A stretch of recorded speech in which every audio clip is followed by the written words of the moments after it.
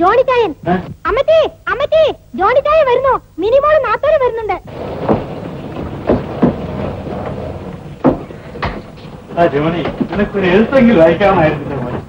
മിനിമോളെ, മോൾ ആറ്റി അറിയുമോ? പെട്ടെന്നാണ് യാത്ര തീരുമാനിച്ചത്.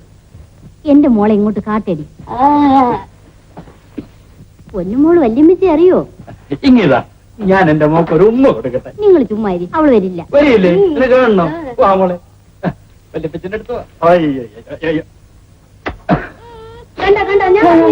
കല്യാണം വേണ്ട വേണ്ട, വല്യപ്പച്ചന്റെ അടുത്ത് വയ്ക്കോ വയ്ക്കോ വയ്ക്കോ. വാ മോളെ. വാ നാത്തോനെ.